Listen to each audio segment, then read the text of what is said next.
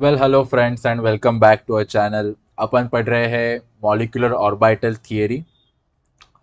दोस्तों, chemistry engineering की वो बंदी है जिसे सब लोग ने फ्रेंड जोन करके रखा है, क्योंकि तुम लोग में से कोई पढ़ता ही नहीं, उसको बस एग्ज़ाम आने के बाद पढ़ना चालू करते हैं। और BEE मैकेनिक्स वो बंदी है जिसके पीछे गली का सारे आशिक पड़े हुए हैं। बट अपन ऐसा नहीं करते, स्टार्टिंग से पढ़ना शुरू करते हैं। और अपन मॉलिक्यूलर ऑर्बिटल थियरी जो फर्स्ट चैप्टर है वो चालू भी कर दिया है। तो देखते हैं कि इस क्लास में अपन क्या पढ़ने वाले। पर उसके पहले ज़रूर लाइक शेयर और सब्सक्राइब करिएगा हमारे चैनल को। और we are also available on Telegram, WhatsApp and Instagram as well. So you can click the link in the description and join our various channels. सो ज़रूर बनिए रहेगा हमारे साथ। तो आज अपन क्या पढ़ने वाले हैं? आज अपन पढ़ने वाले हैं बॉन्ड ऑर्डर क्या होता है गाइस, बॉन्ड ऑर्डर। तो बॉन्ड ऑर्डर क्या वो है जो मतलब like what is the order in which James Bond movies were released. देखिए किसने James Bond movies? No time to die, Spectre, अरे स्काईफॉल तो देखी होगी। वैसे मैं तो स्टार्टिंग से देखता हूँ, मैंने सारी कैसीनो रॉयल जो 1967 में आई थी ये सारी भी मूवीज देखी है। नो टाइम टू डाई जो लेटेस्ट है वो भी देखी है। तो क्या ये है अपना बॉन्ड ऑर्डर कि ये जो राइट साइड में है कि जेम्स बॉन्ड कोई ऑर्डर दे रहा है, शायद आई थिंक इट्स मार्टिनी।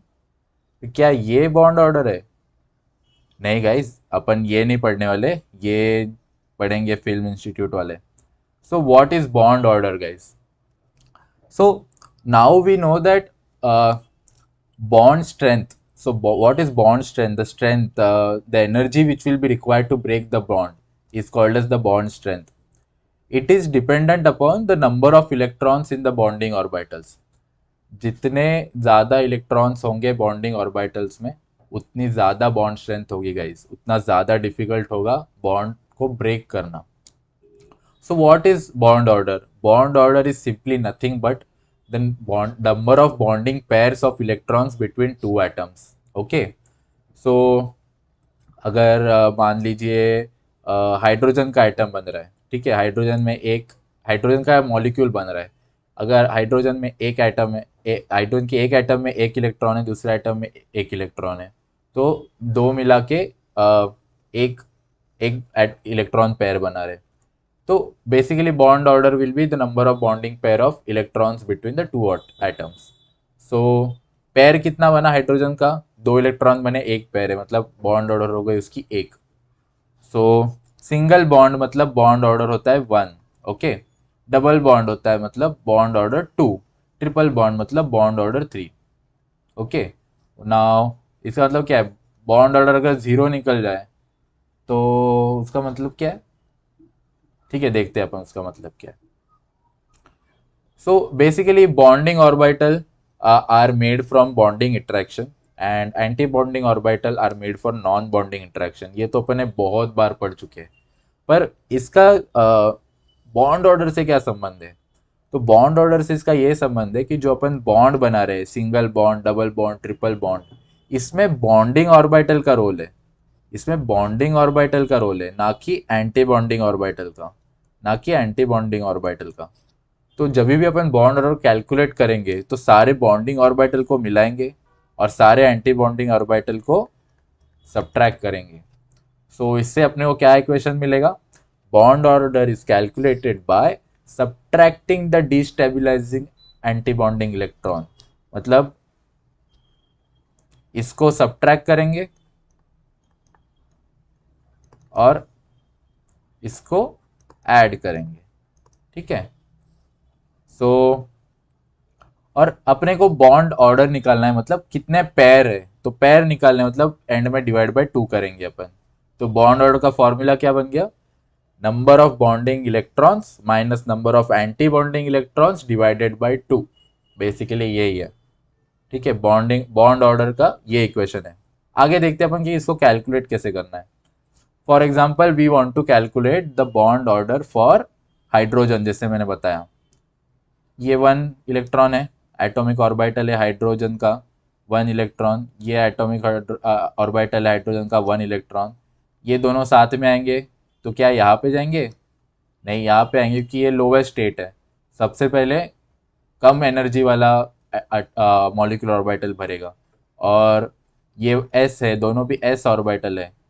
ठीक है, तो इसका बनेगा सिग्मा बॉन्ड एस, ये अपोजिट स्पिन में। ठीक है, तो अभी इसका, और दो इलेक्ट्रॉन्स थे, दोनों एक मॉलिक्यूलर ऑर्बिटल में आ गए। ये जो एंटी बॉन्डिंग मॉलिक्यूलर ऑर्बिटल ये खाली रह गया। तो बॉन्ड ऑर्डर क्या होगा? Number of bonding molecular orbital electrons, which is 2, minus number of anti-bonding molecular orbital electrons, which is 0 in this case, divided by 2, which is equal to 1. Okay, fairly simple, fairly simple. Next, helium. Helium क्या होता है guys? Helium का molecule देखते हैं अपन। Helium का molecule, helium में कितने electrons है? 1 2 3 4 5 6, 2 है। ज़्यादा आगे मत जाओ, हाइड्रोजन के बाद हीलियम आता है। हीलियम में 2 है। ठीक है, ये एक एटॉमिक ऑर्बिटल, ये दूसरा एटॉमिक ऑर्बिटल। इस इसका एक इलेक्ट्रॉन आएगा यहाँ पे, इसका इलेक्ट्रॉन आएगा यहाँ पे, सिग्मा बॉन्ड बनाएगा। दूसरा इलेक्ट्रॉन आएगा, अभी दो इसमें खत्म हो गए, दो और बच गए। ठीक है, दोनों नेक्स्ट पॉसिबल स्टेट में जाएंगे जो कि एंटी बॉन्डिंग स्टेट है। ठीक है, तो दोनों इलेक्ट्रॉन के पास अभी जगह नहीं है, तो वो एंटी बॉन्डिंग मॉलिक्यूलर ऑर्बिटल में ही जाएंगे। ठीक है, तो बेसिकली बॉन्ड ऑर्डर क्या होगा इसकी? Number of bonding molecular orbital electrons, which is 2 in this case, minus number of anti bonding molecular orbitals electron, which is 2 in this case, divided by 2, which is equals to 0। तो जैसे पिछले slide में पूछा था कि zero bond order का meaning क्या है, जीरो बॉन्ड ऑर्डर का ये मीनिंग है कि ये मॉलिक्यूल का एग्जिस्ट होना पॉसिबल नहीं है। That's why we do not see a helium molecule anywhere. Okay, that's why it's a inert gas. Okay, that's why it's a inert gas. Inert, ये पढ़ा होगा, स्कूल में भी पढ़ा होगा, कॉलेज में भी पढ़ा होगा, हर जगह पे पढ़ा होगा। तो अभी बॉन्ड ऑर्डर से पता क्या चलता है अपने को exactly?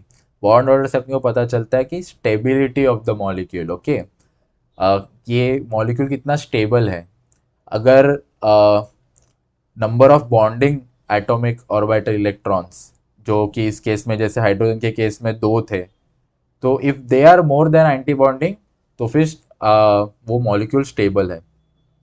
Bond dissociation energy, bond dissociation energy मतलब क्या?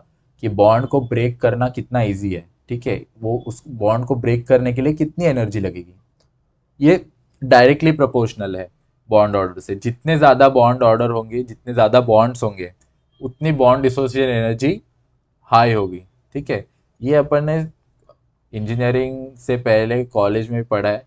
ठीक है, ये इतना डिफिकल्ट नहीं है समझने के लिए। जितने ज़्यादा बॉन्ड होंगे उतना ज़्यादा डिफिकल्ट होगा। ठीक है, पाई बॉन्ड को ब्रेक करना इजी होता है, सिग्मा बॉन्ड को ब्रेक करना डिफिकल्ट रहता है। ट्रिपल बॉन्ड है, तो अगर ट्रिपल बॉन्ड है किसी मॉलिक्यूल में, तो वो जो थर्ड बॉन्ड होगा उसको ब्रेक करना थोड़ा इजी रहेगा, सेकेंड बॉन्ड को ब्रेक करना थोड़ा डिफिकल्ट रहेगा, और जो लास्ट बॉन्ड बचेगा उसको ब्रेक करना सबसे डिफिकल्ट होगा, क्योंकि पाई बॉन्ड को ब्रेक करना इजी है rather than sigma bond. So but ये तीनों की एनर्जी मिला के बहुत ज़्यादा हो जाएगी, तो इसके लिए dissociation energy will be higher in case of bond order 3 then for bond order 1। Okay, bond length, bond length मतलब क्या? कितना बड़ा बॉन्ड बन रहा है एटम, या वो जो मॉलिक्यूल है वो कितनी स्पेस ले रहा है स्पेस में। ठीक है, तो जितना ज़्यादा बॉन्ड होगा, जितने ज़्यादा बॉन्ड्स होंगे, उतनी कम स्पेस लेगा वो, क्योंकि उतना ज़्यादा अच्छे तरीके से वो बॉन्ड होगा एक एक दूसरे के साथ। That's why it will have less space in in in the environment. Next is magnetic properties, right? Magnetic properties as in, is it a paramagnetic, diamagnetic, मतलब वो किसी मैग्नेटिक सब्सटेंस के लिए अट्रैक्ट होगा या रिपेल होगा, ये भी इसमें से डिसाइड होगा, विथ बॉन्ड ऑर्डर होगा।